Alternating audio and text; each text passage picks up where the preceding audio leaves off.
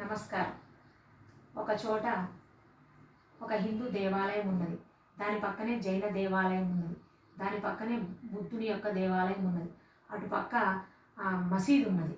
ఈ చివరికి ఇటుపక్క క్రైస్తవుల యొక్క చర్చ్ ఉన్నది. వీటితో పాటు ఇంకా జొరాస్ట్రియన్లు పూజించేటటువంటి జెండా ఆవేశం వాళ్ళ యొక్క మందిరం ఒకటి ఉన్నది.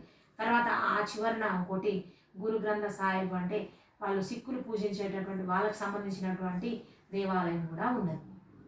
వాళ్ళందరూ కూడా మా మతం గొప్ప, మా కులం గొప్ప, మా దేవుడు గొప్ప అని గొడవ పడుతున్నారు.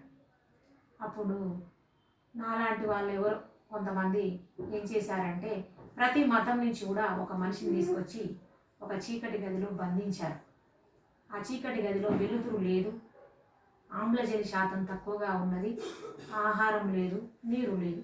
అలాగా అన్ని మతాల నుంచి తీసుకొచ్చిన మనుషులను ఆ గదిలో బంధించి 3 రోజుల తర్వాత బయటికి పంపించడానికి ముందు ఒక పని చేశారు.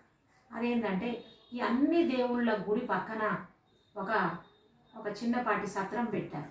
ఆ సత్రంలో అన్ని రకాల ఆహార పదార్థాలు, తర్వాత స్వచ్ఛమైన పరిశుభ్రమైన నీళ్లు అందుబాటులో ఉంచారు. ఇప్పుడు ఏం చేశారంటే ఈ అన్ని మతాల వాళ్ళని బంధించినటువంటి గది నుంచి 3 రోజుల తర్వాత వాళ్ళని బయటికి పంపించారు.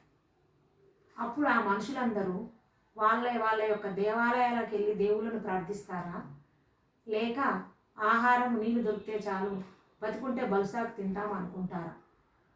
మీరే ఆలోచించండి. ధన్యవాదాలు.